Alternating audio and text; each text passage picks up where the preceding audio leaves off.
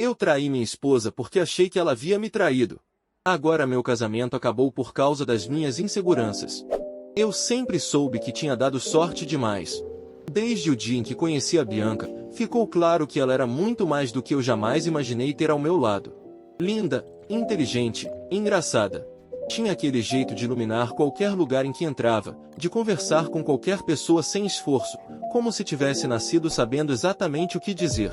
E, mesmo assim, por algum motivo que até hoje eu não entendo, ela escolheu ficar comigo. Nos primeiros anos de casamento, eu me pegava pensando nisso quase todos os dias. O que ela viu em mim? Porque, se eu fosse sincero, eu nunca me achei suficiente. Eu não era o mais bonito, nem o mais confiante, muito menos o mais bem-sucedido. Enquanto alguns caras tinham aquela autoconfiança natural, eu vivia cheio de dúvidas. Sempre tive essa maldita mania de me comparar com os outros e concluir que estava perdendo. A Bianca nunca deu motivos para eu me sentir assim. Pelo contrário, ela sempre deixava claro que me amava. Estava comigo nos dias bons, principalmente nos ruins. Quando eu chegava estressado do trabalho, ela me recebia com paciência. Quando eu achava que tinha falhado em algo, ela encontrava um jeito de me lembrar de todas as vezes em que eu tinha acertado. Ela era meu porto seguro.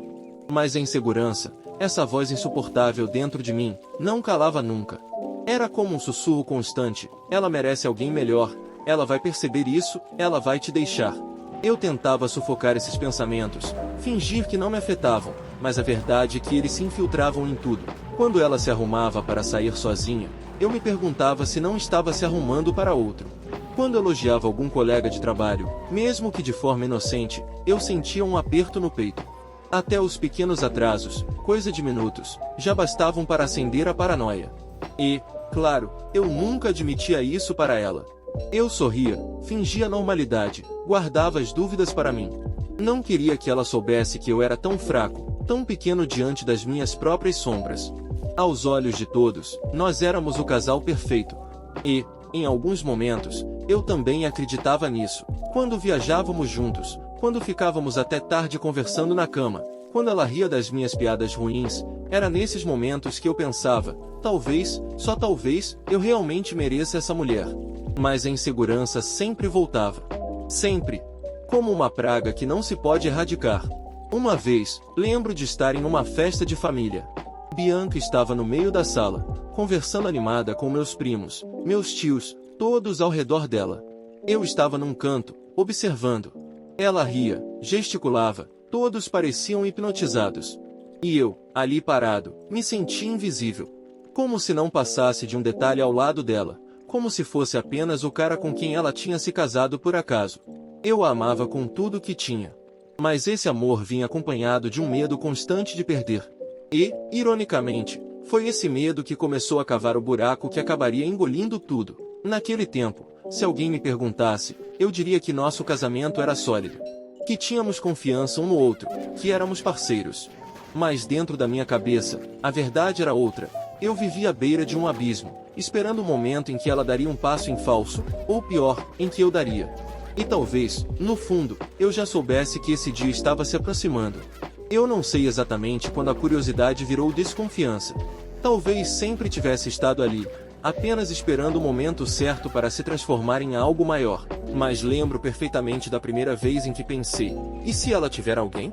Foi uma noite comum. Bianca tinha deixado o celular carregando na sala enquanto ia tomar banho. Eu estava no sofá, passando os canais da TV, sem realmente prestar atenção em nada. O telefone vibrou sobre a mesa. A tela acendeu, e eu vi uma notificação de mensagem no WhatsApp.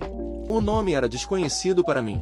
Meu coração disparou como se tivesse sido pego em flagrante, mesmo sem ter feito nada. Olhei em direção ao corredor, ouvi a água do chuveiro e, antes que pudesse me convencer a não fazer, já tinha o celular dela nas mãos. Foi aí que a primeira barreira caiu. A mensagem era só um oi de alguém que parecia um colega de trabalho. Mas, ao abrir a conversa, vi que havia um histórico. E não era apenas essa. Havia outras, arquivadas. Homens diferentes.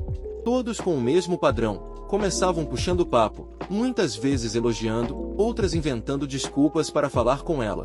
E, invariavelmente, quando algum deles fazia qualquer comentário mais ousado, Bianca respondia com uma frase seca e definitiva: sou casada, e amo meu marido.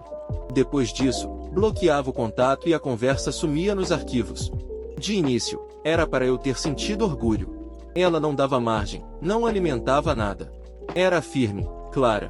Mas minha cabeça não funcionava assim. Ao invés disso, fiquei obcecado com outra pergunta: quantos homens já tentaram? Quantos ainda vão tentar? Cada mensagem parecia uma ameaça, um lembrete de que o mundo inteiro queria tirá-la de mim. E, em vez de sentir segurança na resposta dela, eu senti o contrário, medo. Porque, na minha mente, se tantos já tinham tentado, uma hora alguém conseguiria. Nos dias seguintes, comecei a prestar mais atenção em tudo. No jeito como ela se arrumava para trabalhar, nos atrasos de poucos minutos, até no brilho dos olhos quando falava de alguma situação do escritório. Tudo, absolutamente tudo, virou motivo para alimentar minha paranoia. E eu me tornava um detetive silencioso. Quando ela dormia, eu pegava o celular dela e vasculhava de novo. Procurava por novos números, por conversas arquivadas, por qualquer indício de traição que eu jurava estar prestes a encontrar. Mas o que encontrava era sempre o mesmo padrão: tentativas de outros homens, seguidas da resposta firme dela. Só que a minha mente não aceitava isso. Em vez de acreditar nela, eu me perguntava: e se ela só apagou as outras conversas? E se existe alguém que ela não bloqueou? Era um ciclo sem fim. Quanto mais eu procurava, mais eu alimentava minha própria insegurança. Quanto mais eu lia a frase "sou casada" e "amo meu marido", mais eu a interpretava não como uma prova de amor, mas como uma repetição que escondia o risco. Até comecei a mudar meu comportamento. Quando ela dizia que ia sair mais tarde do trabalho, meu peito se enchia de desconfiança. Quando recebia uma ligação que atendia longe de mim, eu criava 1000 cenários. Eu me pegava analisando até a forma como sorria para alguém na rua. Por fora, eu ainda tentava parecer o marido carinhoso, mas por dentro, já estava contaminado. A curiosidade que começou naquela noite virou vício. Eu precisava vigiar, precisava ter certeza. Só que quanto mais procurava, menos certeza eu tinha. Era como se estivesse cavando um buraco cada vez mais fundo, sem nunca encontrar o fundo de verdade. E, sem perceber, estava preparando o terreno para a decisão mais estúpida da minha vida. Eu não sei em que momento exato deixei de observar para começar a acreditar. Foi tão sutil que pareceu inevitável. De repente, tudo que Bianca fazia já tinha um duplo sentido dentro da minha cabeça. Se ela demorava 10 minutos a mais no trabalho, eu pensava: com quem ela estava? Se chegava sorrindo, era porque alguém tinha feito ela sorrir antes. Se ficava no celular, mesmo que fosse mexendo em rede social, eu jurava que estava escondendo algo. Era como se eu tivesse construído uma lente distorcida pela qual olhava a minha própria vida. As mensagens arquivadas, aquelas que eu lia de madrugada, voltavam na minha mente como marteladas. Eu já não conseguia enxergar o fato de que ela rejeitava todos. Para mim, o simples fato de existirem tantas tentativas já era a prova de que uma hora ela iria ceder. E o pior, comecei a acreditar que ela já tinha cedido, só que não tinha deixado rastros. Um dia, estávamos no carro. Ela falava animada sobre um projeto novo no trabalho, e comentou que um colega tinha elogiado a forma como ela lidava com clientes difíceis. Eu deveria ter ficado feliz pelo reconhecimento dela. Mas o que eu senti foi raiva. Raiva de um colega que eu nem conhecia, mas que, na minha cabeça, já era um rival. Ele fala muito com você? Perguntei, tentando soar casual. Ah, normal. A gente trabalha junto, ué. Ela respondeu, sem notar nada de estranho. Mas dentro de mim, a pergunta ecoava: será mesmo só isso? Eu passei dias remoendo, passei noites em claro, imaginando cenas que nunca vi, conversas que nunca aconteceram. Me convenci de que Bianca já não era mais só minha. Que havia um outro, talvez dois, talvez mais. E, com essa convicção venenosa, nasceu outra ideia. Uma ideia que, se eu fosse o homem que achava ser, nunca teria permitido se formar. Se ela me traiu, eu vou trair também. No começo, parecia só um pensamento raivoso, daqueles que surgem no auge da insegurança. Mas quanto mais eu repetia isso dentro de mim, mais fazia sentido. Eu dizia a mim mesmo que não era sobre vingança, era sobre equilíbrio. Se ela tinha feito comigo, então eu tinha o direito de fazer com ela. Era justo. O absurdo é que eu não tinha prova alguma. Só suposições. Só minha mente intoxicada me empurrando para o abismo. Numa dessas noites, levantei da cama enquanto Bianca dormia profundamente ao meu lado. Fui até a sala, liguei a luz fraca e fiquei olhando para o celular sobre a mesa. Eu poderia tê-lo pegado mais uma vez, cavado mais fundo, buscado aquela prova definitiva que eu tanto queria. Mas não. Naquela noite, eu não queria mais provas. Eu queria uma decisão. E foi ali, sentado no sofá com as mãos trêmulas, que sussurrei para mim mesmo: eu vou dar o troco. As palavras soaram estranhas, ecoando no silêncio da casa. Pareciam não me pertencer, e ao mesmo tempo eram a coisa mais familiar que já tinha dito. Deitei de novo ao lado dela, observei seu rosto calmo, sereno. Por um instante, pensei em desistir, engolir a paranoia e confiar nela. Mas a insegurança venceu. E, no fundo, eu já sabia que tinha cruzado uma linha invisível. Naquela noite, mesmo sem ter feito nada ainda, eu já tinha traído a Bianca. Eu queria acreditar que estava no controle da situação, que a decisão de dar o troco era racional, quase necessária. Passei dias repetindo isso para mim mesmo, como um mantra torto. Ela fez primeiro, eu só estou equilibrando. Mas, quando chegou o momento, percebi o quanto eu estava me enganando. Foi numa sexta-feira à noite. Bianca tinha ido visitar a mãe, e eu fiquei sozinho em casa. A solidão não me acalmava, pelo contrário, era quando a paranoia falava mais alto. Peguei uma cerveja, depois outra. A cada gole, a decisão parecia mais inevitável. Peguei o celular e comecei a rolar contatos, redes sociais, mensagens antigas. Era como se eu estivesse procurando uma desculpa, uma saída fácil para cumprir a promessa que tinha feito a mim mesmo. Foi então que uma colega de trabalho apareceu online. Nunca tivemos nada, mas já tinha percebido alguns olhares dela, aqueles sorrisos rápidos que duram um segundo a mais do que deveriam. Mandei uma mensagem banal, só para puxar assunto. Minutos depois, já estávamos conversando. Mais alguns minutos, e a conversa tinha mudado de tom. O álcool ajudava, claro, mas a verdade é que eu já tinha decidido antes mesmo de escrever a primeira palavra. Marcamos de nos encontrar. Um motel barato, discreto. Lembro da sensação de dirigir até lá como se fosse um condenado indo para a própria execução. Uma parte de mim gritava para dar meia volta, para ir embora, para apagar as mensagens e fingir que nada tinha acontecido. Mas a outra parte, a que já estava envenenada pelo ciúme e pela raiva, me empurrava adiante. E então aconteceu. O que deveria ter sido um momento de vingança, de prazer proibido, foi, na verdade, uma experiência vazia, quase mecânica. Não havia amor, não havia conexão, não havia nada além da tentativa desesperada de calar uma dor que eu mesmo tinha inventado. Quando tudo acabou, deitei de costas, olhando para o teto do quarto sufocante, e a primeira coisa que senti foi nojo. Nojo de mim mesmo, do que tinha feito, do que tinha me tornado. A mulher ao meu lado parecia satisfeita, tranquila. Mas eu só conseguia pensar na Bianca, no sorriso dela, no jeito como me olhava quando eu falava besteira, na forma como ela dizia "eu te amo" sem esforço, como se fosse a coisa mais natural do mundo. Eu tinha cruzado uma linha que não poderia desfazer. Naquela noite, quando cheguei em casa, Bianca já dormia. Entrei no quarto devagar, sentei na beira da cama e fiquei olhando para ela. Meu coração estava apertado, pesado como chumbo. Eu pensei em acordá-la ali mesmo e confessar. Pensar em como seria se ela abrisse os olhos e visse a verdade escancarada no meu rosto.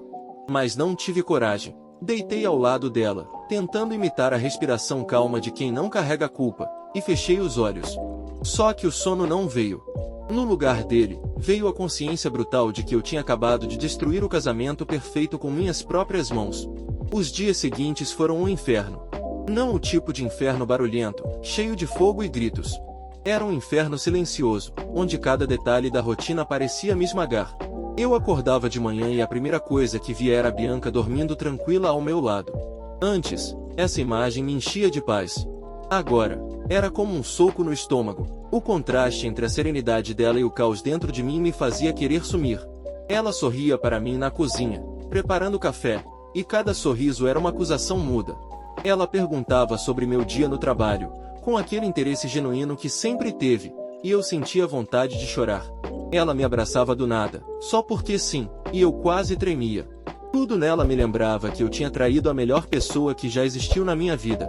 Eu comecei a reparar ainda mais em todos os gestos dela. Coisas que antes passavam despercebidas agora me destruíam por dentro. Como quando ela guardava o jantar para mim se eu chegava mais tarde, ou quando lembrava do jeito que eu gostava do café, com pouco açúcar, quase amargo. Ou quando se deitava no sofá com a cabeça no meu colo, como se estivesse exatamente onde deveria estar. Cada uma dessas coisas era como uma facada.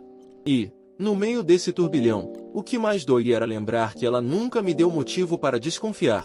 As mensagens que encontrei, os "sou casada" e "amo meu marido", tudo estava lá, claro, óbvio. Era eu quem não quis acreditar. Era eu quem escolheu enxergar sombras onde só havia luz. Às vezes, eu me pegava ensaiando desculpas dentro da cabeça. Pensava em frases como "eu só fiz isso porque achei que você tinha feito também" ou "foi um erro, não significa nada". Mas até eu sabia que soava ridículo. Como justificar o injustificável? O pior era que Bianca continuava a mesma. Atenciosa, amorosa, leal. Ela não tinha mudado nada. Quem tinha mudado era eu. Quem tinha se transformado num estranho dentro da própria casa era eu. Eu evitava olhar nos olhos dela. Evitava momentos de intimidade, porque o contato físico me lembrava do quanto eu tinha manchado aquilo. Comecei a inventar desculpas para ficar mais tempo no trabalho, para não estar em casa tanto. Mas, ironicamente, era justamente em casa que eu queria estar, só que sem a culpa. À noite, quando deitávamos, eu ficava virado para o lado oposto, fingindo sono. No escuro, ela às vezes se aproximava, passava a mão no meu braço, encostava a cabeça no meu ombro. E eu, imóvel, sentia as lágrimas queimando os olhos. Uma noite, ela sussurrou baixinho, achando que eu dormia: "Eu te amo tanto". Eu quase desmoronei. Porque ali estava a verdade nua e crua, ela me amava. Sempre tinha me amado. E eu, com minha insegurança doentia, tinha jogado isso fora. A culpa começou a se manifestar até fisicamente. O estômago embrulhado, insônia, falta de apetite. No trabalho, eu não conseguia me concentrar. Na rua, parecia que todo mundo podia ver escrito na minha testa o que eu tinha feito. Eu estava sendo consumido por dentro. A traição, que achei que seria um ato de justiça, virou minha sentença. E quanto mais os dias passavam, mais eu percebia, não existia saída limpa. Ou eu confessava, ou viveria o resto da vida como um covarde. E a cada dia que passava, o peso dessa escolha só aumentava.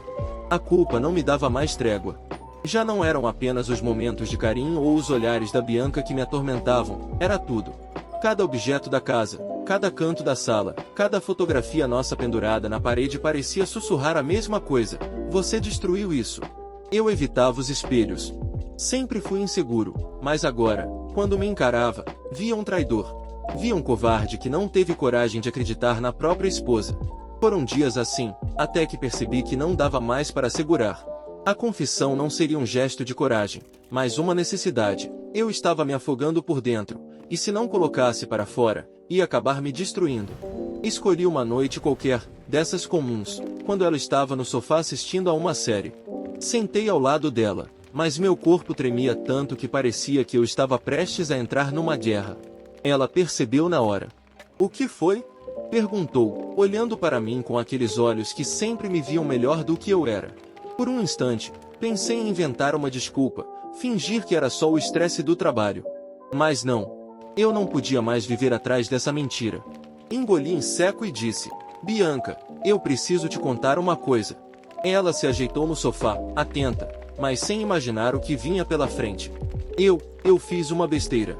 Minha voz falhava, como se a própria garganta resistisse a soltar as palavras. Eu errei. Te traí. O silêncio que seguiu foi mais pesado do que qualquer grito poderia ser. Ela piscou algumas vezes, como se tentasse processar o que tinha ouvido. Depois, a expressão dela mudou.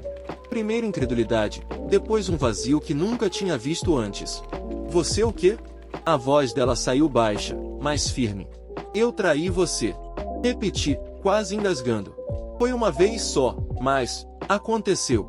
Ela ficou parada, como se tivesse sido atingida por algo invisível. Não chorou de imediato, não gritou, não quebrou nada. Só me olhava como se não me reconhecesse mais. "Por quê?" perguntou, depois de longos segundos. "Por que você faria isso comigo?" Essa era a pergunta que eu também me fazia todos os dias. Mas, diante dela, a resposta que saía parecia ainda mais ridícula: "Eu achei que você estivesse me traindo." O silêncio voltou, e dessa vez foi ela quem riu, não de humor, mas de incredulidade. Um riso curto, amargo, carregado de dor. "Você achou?" repetiu, quase cuspindo as palavras. Você destruiu tudo por uma paranoia? Eu tentei explicar, tentei falar das mensagens que tinha visto, das noites em claro, da insegurança. Mas cada palavra que eu dizia só piorava a situação. Porque a verdade era simples. Bianca sempre foi leal, e eu nunca confiei nela. As lágrimas finalmente vieram, escorrendo pelo rosto dela sem que ela tentasse esconder. Levantou-se, foi até o quarto e começou a pegar algumas roupas. Bianca, espera, por favor, espera. Implorei, seguindo atrás dela. Foi um erro, eu me arrependo. Eu não quero te perder. Ela se virou, olhos marejados, mas a expressão dura. Você já me perdeu. Essas palavras me atingiram mais fundo do que qualquer coisa. Em silêncio, ela terminou de arrumar uma mala pequena. Pegou a bolsa, as chaves, e antes de sair pela porta, disse apenas, eu nunca mais vou voltar. E então, foi embora. A porta se fechou, e a casa mergulhou num silêncio que parecia eterno. Eu fiquei ali, parado, sem forças, olhando para o espaço vazio que ela deixou. E, pela primeira vez, senti o peso real do que eu tinha feito. Não era mais paranoia, não era mais suposição. Eu tinha destruído o casamento perfeito com minhas próprias mãos. Naquela noite, depois que a porta se fechou atrás da Bianca, eu fiquei imóvel. O silêncio da casa parecia maior do que eu podia suportar. Olhei para o sofá vazio, para o espaço que antes pertencia a nós dois. Tudo estava igual, mas nada era o mesmo.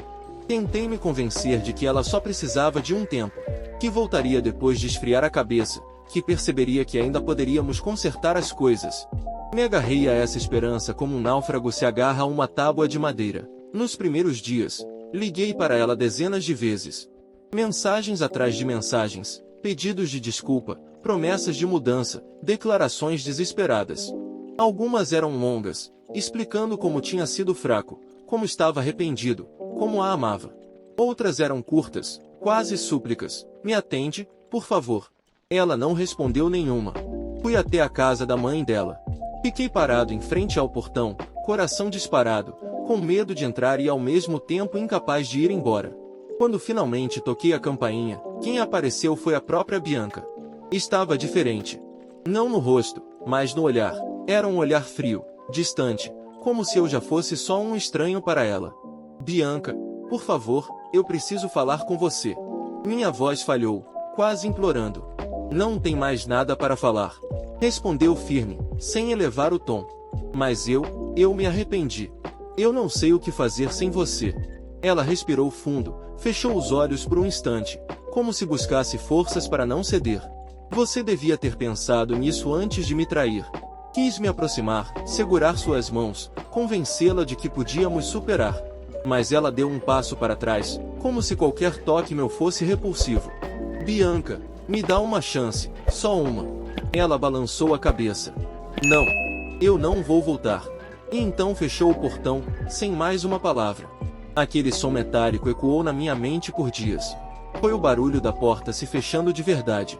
Não só a do portão, mas a do nosso casamento, a da nossa história, a do nosso para sempre. Nos dias seguintes, eu continuei tentando. Mensagens, flores, recados através de amigos em comum. Tudo em vão. A cada tentativa, a resposta era o mesmo silêncio ensurdecedor. Até que percebi, não havia mais nada a ser feito. Foi aí que o peso da perda realmente me atingiu. Sem Bianca, a casa se tornou um cemitério de memórias. Cada canto carregava lembranças. A cozinha tinha o cheiro dos bolos que ela gostava de fazer aos domingos. O sofá guardava o formato do corpo dela, onde costumava se deitar para ver filmes comigo. O quarto era o pior. A cama parecia enorme, fria, vazia. Eu rolava de um lado para o outro, incapaz de dormir, ouvindo na minha mente o eco da voz dela dizendo, eu nunca mais vou voltar. Aos poucos, deixei de cuidar de mim. Não tinha fome. Não tinha sono.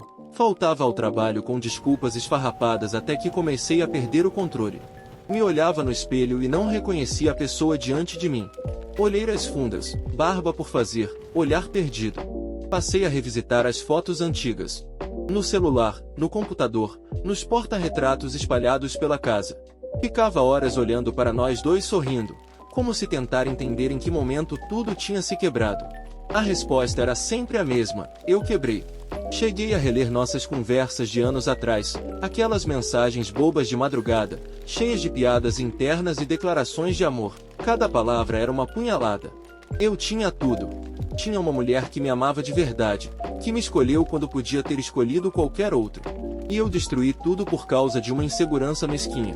O arrependimento não vinha em ondas. Ele era constante, sufocante, como se eu respirasse culpa.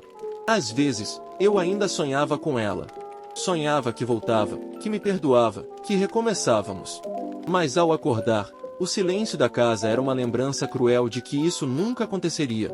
E o que restava para mim era isso: conviver com o vazio, conviver com a certeza de que estraguei o casamento perfeito não porque fui traído, mas porque não soube confiar. Porque deixei a insegurança ditar minhas escolhas, até me transformar no traidor que eu mais temia. Agora, não tinha Bianca, não tinha o casamento, não tinha paz. Só tinha eu e o peso de uma decisão que nunca poderá ser desfeita. E esse peso, eu sabia, me acompanharia pelo resto da vida.